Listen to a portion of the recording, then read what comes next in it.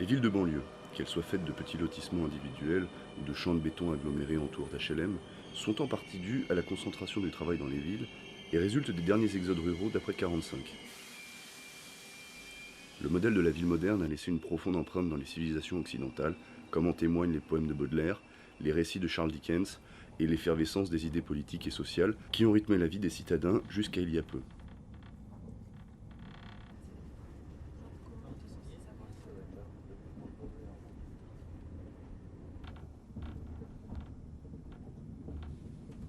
Aujourd'hui, vivre en ville rime pour beaucoup avec métro aux heures de pointe, travail de bureau et plats précuisinés. Est-il possible de faire marche arrière? Quand Eddy et moi avons appris l'existence d'une ferme autogérée dans la vallée alpine de la Roya, nous avons décidé de tenter l'expérience.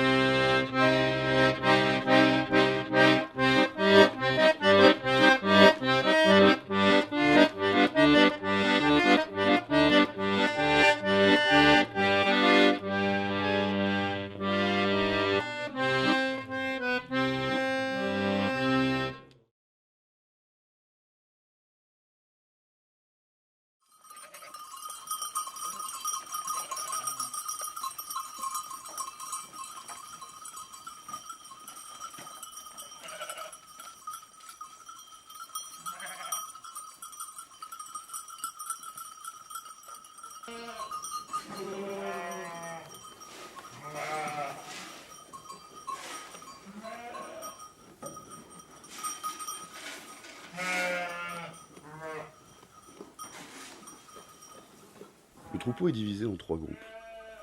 Les brebis qui mettent bas au printemps afin d'avoir du lait en été, celles qui mettent bas en automne pour l'hiver, et les agnelles trop jeunes pour être présentées au bélier.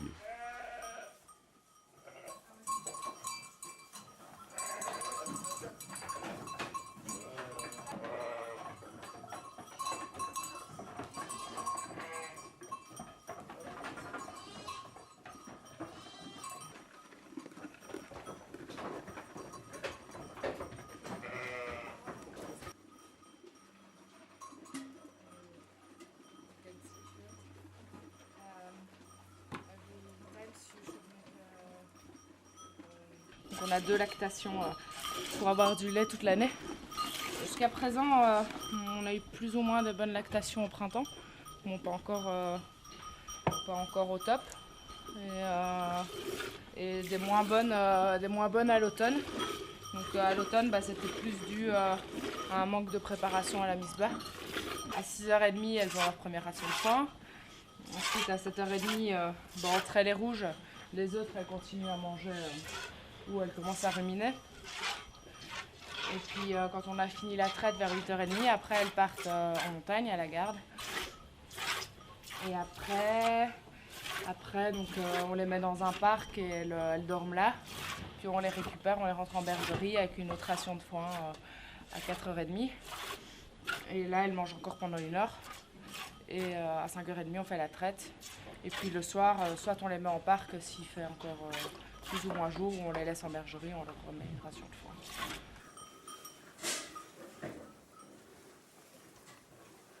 Salut.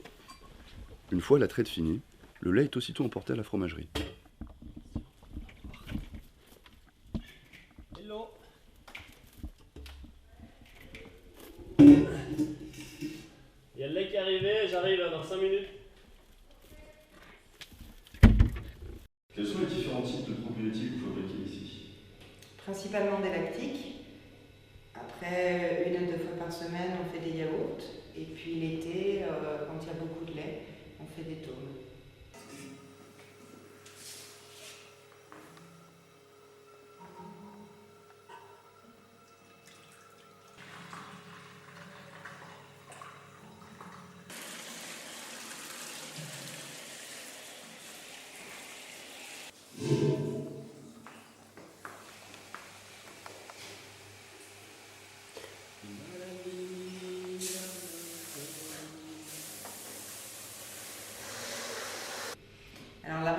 fait du lactique, c'est on en présure le lait quand il arrive, quand il sort de la traite.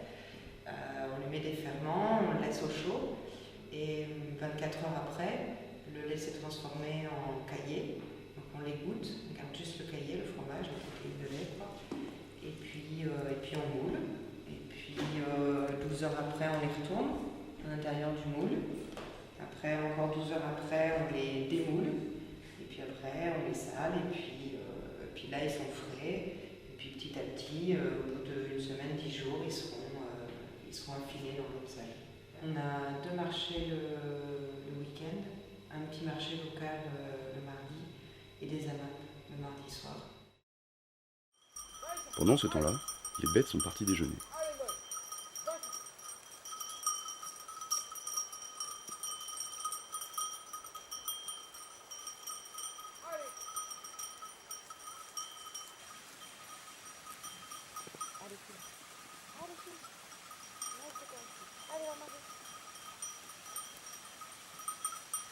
Il y en a encore derrière là-haut. Moï derrière.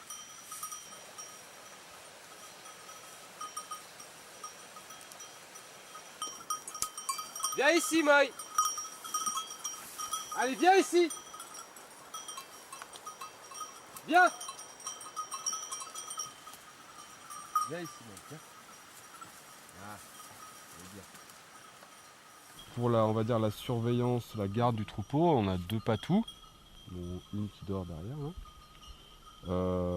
Donc c'est vraiment des chiens de protection qui sont là pour vivre avec le troupeau et avoir le moins d'interaction possible avec l'homme en fait pour que le troupeau soit leur famille et du coup qu'ils aient l'instinct de protéger le troupeau et ici contre les loups quoi, clairement. Donc on a ces deux chiens là pour ça. Et après on a aussi donc 2 chiens on va dire de conduite qui sont des chiens qui, eux, par contre, réagissent vraiment à nos ordres. Ils nous permettent de garder une unité dans le troupeau et qu'on n'ait pas des brebis qui se perdent et qu'on n'ait pas besoin de courir derrière pour les ramener. Bah, transhumance, ouais, on l'a fait juste en face, là, à peu près 1500 mètres d'altitude. On part mi-mai, fin mai, quand il y a suffisamment d'herbe là-haut. Puis c'est un moment donc on emmène donc toutes les brebis qui n'ont pas de lait. On reste 4 mois là-haut à peu près, 3-4 mois. Bon, puis c'est un endroit où voilà, on emmène les brebis pour qu'elles aient de la bonne herbe. Et puis pour moi en tout cas c'est aussi le moment où tu te retrouves un petit peu tout seul. Tu es vraiment dans un peu un confort minimaliste qui fait que tu te retrouves vraiment plongé dans la nature et ça fait vraiment beaucoup de bien aussi quoi. Bah, égarer des brebis ça nous est pas mal arrivé au début quand les brebis sont arrivées et qu'elles ne connaissaient pas le terrain. Ça nous arrive encore d'en perdre une comme ça ou 2. Mais on a quand même beaucoup moins de soucis.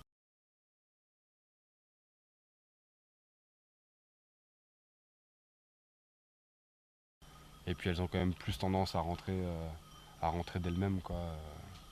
Elles commencent à bien connaître le coin. Et après c'est sûr s'il y en a 30 qui se retrouvent dans un coin où elles sont bien posées, elles sont entre copines, vont pas forcément, elles peuvent éventuellement passer la nuit tranquille. Et puis bon, quand on a perdu 30, généralement t'arrives quand même à les retrouver quoi.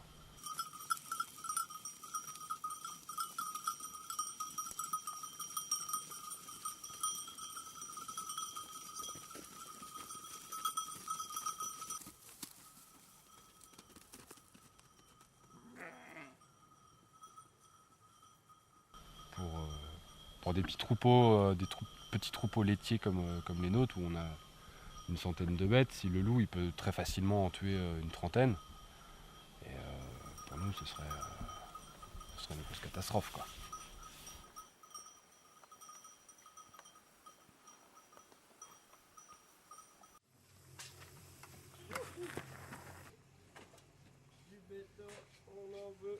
Durant l'hiver 2008, la première bergerie s'est effondrée sous le poids de la neige qui s'y était entassée, tuant ainsi plusieurs bêtes. Depuis, l'une des principales préoccupations a été de rebâtir un abri pouvant accueillir tout le troupeau.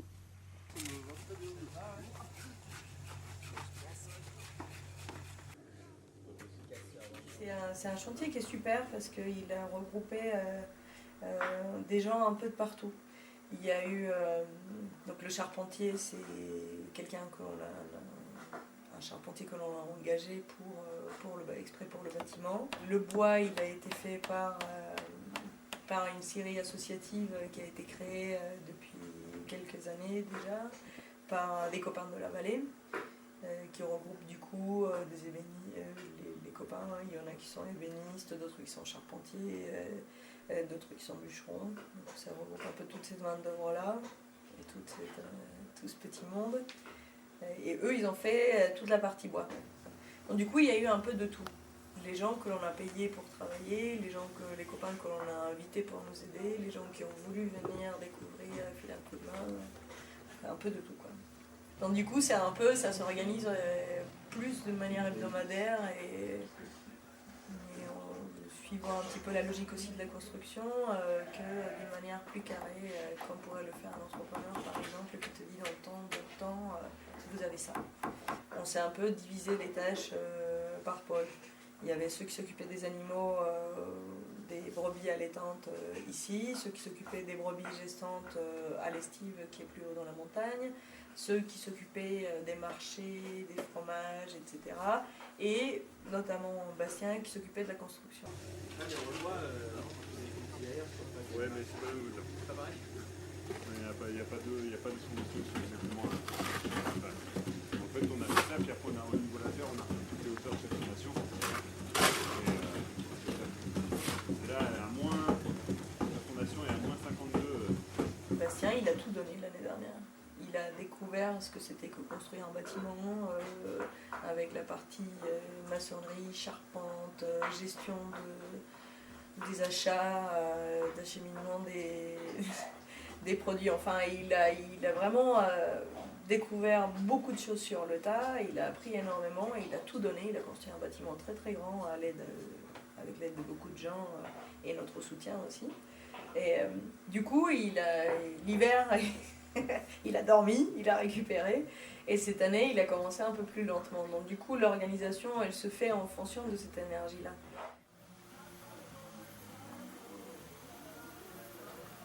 Moi, je suis arrivée, pareil, à un moment donné, il y a Gwen qui fait. Ça allait bien en fait. Bastien, il a accompagné d'un C'est pas comme ça.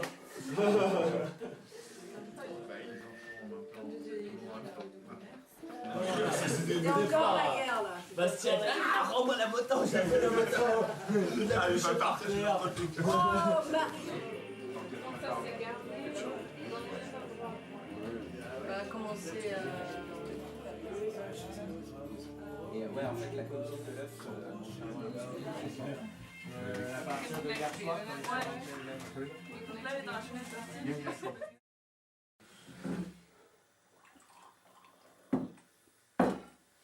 Donc on va rentrer direct dans le vif du sujet. Qu'est-ce que ça veut dire un petit peu pour toi l'autogestion?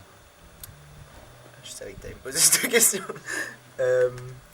C'est assez marrant parce que je me suis rendu compte il n'y a pas très longtemps que j'avais pas une définition très stricte de ce que c'était que l'autogestion. Et je sais juste que c'est un truc où il y a toujours plein de conflits entre l'autonomie, l'autogestion, choses comme ça. Et pour moi, l'autogestion, c'est surtout quelque chose qui se rapporte dans un lieu qui se veut autogérer, qui se rapporte à l'individu dans ce contexte. C'est-à-dire que chaque individu est censé pouvoir se gérer lui-même et ainsi la communauté dans l'ensemble se gère, mais par rapport à l'individu. C'est c'est l'exemple débile de chacun lave son assiette et du coup la vaisselle elle se fait comme ça. C'est un travail permanent de se dire, surtout dans des moments où l'on se perd soi-même ou dans les moments difficiles au niveau du travail ou au niveau de la vie en collectivité, d'arriver à un moment donné à se dire quelle est ma part de responsabilité là-dedans, pouvoir en discuter avec les autres. C'est vraiment en évolution permanente. Et c'est pas si évident que ça, mais le fait d'être acteur, comme tu le dis, vraiment de ce qui se passe, ça a quelque chose de très sain dans les rapports. On a une appréhension de notre mode de fonctionnement qui est beaucoup plus expérimentale que dogmatique, quoi.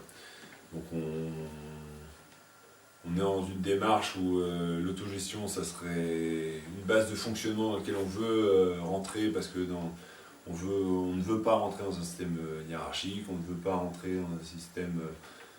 enfin, bref, je sais pas ce qui nous a amené individuellement à ça. Moi, je dirais pour ma part que c'est plus une utopie que j'ai envie de vivre, c'est-à-dire pouvoir n'avoir ni chef, ni personne dont je suis le chef, on va dire, sortir de ce truc-là, retrouver un mode d'égalité dans nos rapports humains, tout ça, sachant que vraiment, je pense que notre fonctionnement nous pose des questions en permanence, nous renvoie à des choses intimes aussi en permanence, des modes de fonctionnement aussi qu'on a intégrés dans notre éducation, enfin, plein de choses qui ressortent différemment en fonction des personnes. Enfin, c'est compliqué, quoi. Et dans tout ça, on essaie de trouver ensemble un chemin une espèce de base égalitaire dans les décisions, dans les choix qu'on fait, de comment on porte notre projet ensemble et tout ça. Et il n'y a rien d'évident. On ne s'attache pas à des horaires fixes, mais chacun un petit peu gère son temps de travail, un petit peu en fonction de ses possibilités et de ses envies. Il y a des gens qui ont plus besoin de dormir que d'autres, et c'est pas grave en soi. Il y a des gens qui ont peut-être plus besoin de prendre de vacances que d'autres, c'est pas forcément grave en soi si chacun peut en prendre comme il a plus ou moins envie, ou quand on peut pas tous prendre des vacances comme on aurait envie, on décide ensemble combien on va en prendre, quoi. Voilà. Donc c'est aussi ça demande aussi de bien se connaître soi-même, enfin, bien connaître les autres, les comprendre, les accepter, les tolérer. Bien se connaître soi-même, connaître ses limites, généralement on les apprend un peu ici, quoi. Le système collectif a ses limites à partir du moment où l'individu ne se respecte pas. Et donc à ce moment-là, l'individu a du mal à trouver sa place. Pas à trouver sa place, mais à être efficace au sein du collectif, ou à se sentir bien au sein du collectif, quoi. Et ça, c'est un apprentissage de faire vraiment la part des choses entre le collectif, le projet du collectif et soi, et ses choix à soi. On a grosso modo une réunion hebdomadaire qui est tous les lundis soirs. Le but c'est auquel participe tout le monde, autant les gens qui sont bénévoles que ceux qui sont de passage et puis les permanents. Et l'idée c'est de définir un petit peu les chantiers de la semaine, qui est personne de référence, les jours, les heures. Même s'il y a des secteurs dont on est responsable, on essaye que chacun soit au courant et puisse participer aux décisions qui vont être prises, quoi. Un lieu qui fonctionne en autogestion, en tout cas pour le travail, pour rien que l'apprentissage en fait des différents travaux, c'est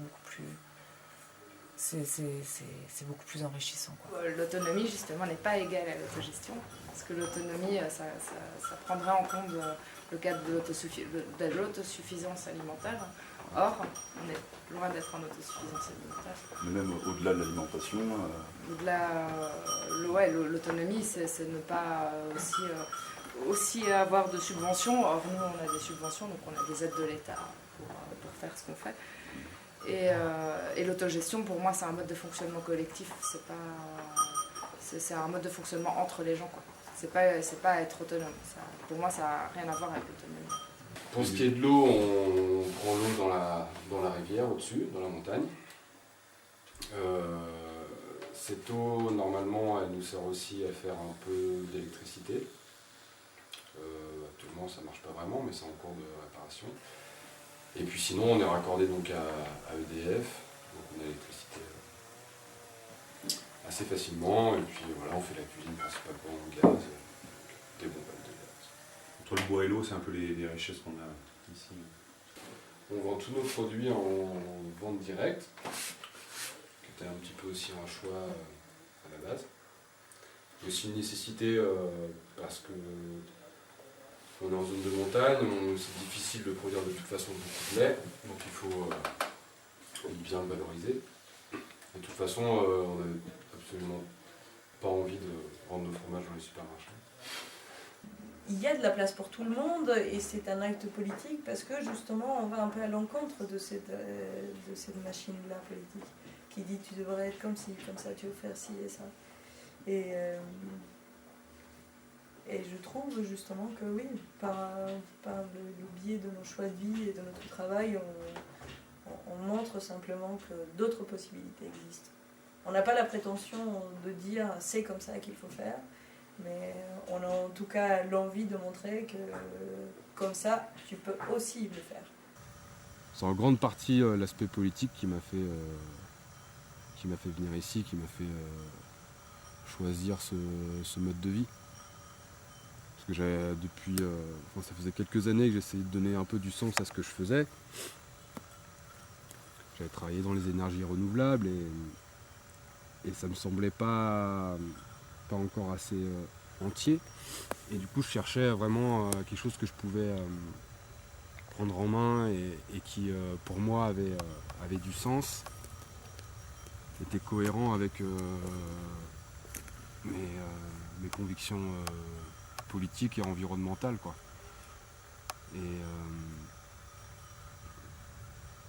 Et du coup, aujourd'hui, ce que je recherche, c'est effectivement d'avoir l'impression de faire ma part du travail, quoi. Ici aussi, de la manière dont on vit, etc., pour moi, c'est déjà une lutte. C'est déjà une lutte contre le mode de vie qu'on essaye de nous imposer dans cette société. C'est-à-dire, je sais que je ne vais pas changer le monde avec ce que je fais. Moi, personnellement, voilà, j'ai l'impression de faire quelque chose qui a du sens, quoi. J'ai vraiment l'impression que c'est un lieu qui essaye, c'est pas encore parfait, quoi. Il y a encore plein de trucs sur lesquels il faut qu'on change nos habitudes pour vraiment rentrer dans une démarche d'autogestion et puis pas seulement aussi, quoi, les principes aussi, c'est d'arriver aussi à certains niveaux d'autosuffisance et qui semble important parce que si on veut vraiment sortir de la démarche capitaliste, etc., il faut aussi passer par se rendre compte de ses propres besoins et puis de produire ce dont on a besoin, quoi.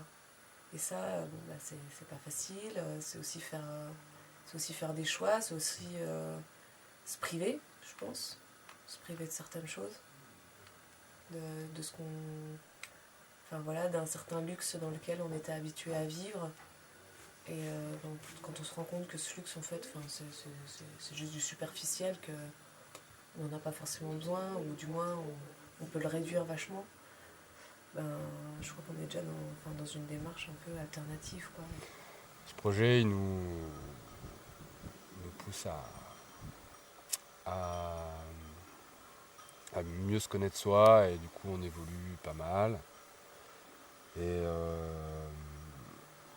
donc un peu, moi je suis quelqu'un aussi qui a toujours tendance un peu à remettre les choses en question et toujours avoir envie d'avancer.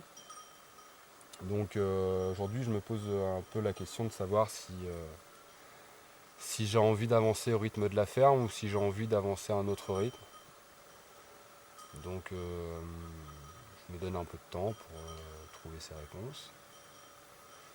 Moi, ce qui est important pour moi, c'est que ce projet il continue. Et ça, aujourd'hui, je ne pourrais pas faire autre chose que travailler la terre. Enfin, donc ça m'a tout apporté. Justement, comme je disais, Voilà, à la base, je suis venu un petit peu ici pour des convictions politiques et aujourd'hui, ce qui m'a le plus changé, c'est justement ce lien avec la nature. Et ça, aujourd'hui, donc ça m'a complètement changé et ça fait que voilà, je serai plus jamais comme avant et je continuerai toujours dans cette voie-là, quoi. J'ai bien envie d'aller découvrir un peu comment les gens ils travaillent aussi ailleurs. Et ailleurs, c'est aussi bien chez des voisins qui habitent à 2 km d'ici que des paysans qui habitent de l'autre côté du monde. Ça me plairait bien de justement pouvoir rester ouverte à d'autres modes de vie, à d'autres modes de faire. Certainement, je me vois pas du tout vivre tout seul. Je me vois pas du tout non plus retourner dans un petit appart, que ce soit avec les meilleurs gens du monde. J'ai pas envie de vivre en ville et j'ai pas envie de retourner à ce mode de vie-là. Et du coup, oui, ça va passer tôt ou tard, je pense, par un lieu accueillant. Alors après, moi, l'exigence un peu que j'ai aussi, c'est que j'aimerais vraiment créer quelque chose, en fait. Et autant une structure comme celle-ci, elle donne un beau terrain pour évoluer, elle est assez ouverte au niveau des possibilités de ce qu'on peut faire. Enfin, tout le monde est prêt à discuter si quelqu'un a une nouvelle idée ou des choses. Mais moi, j'ai vraiment l'envie et le besoin, je pense, de créer quelque chose, pas à partir de rien, mais de faire mon propre truc, quoi. Même maintenant, je sens que je pourrais vivre longtemps dans des lieux comme ceux-ci où d'une certaine manière, je profite du travail de personnes qui étaient là avant. Mais d'un autre côté, j'ai envie d'abattre mes propres arbres et d'élever ma cabane à partir du sol, quoi.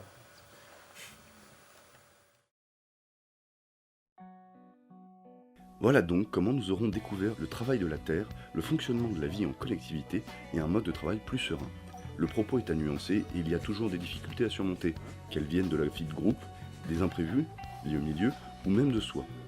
Choisir de vivre dans un autre modèle que celui enseigné par notre société, que ce soit dans une ferme autogérée, un squat, une yourte ou autre, demande de l'investissement, nous marginalise vis-à-vis d'une part de la population et peut nous amener à nous heurter au système politique et judiciaire. L'expérience ne sera pas toujours couronnée de succès, mais elle vaut la peine d'être vécue car elle peut transformer nos vies.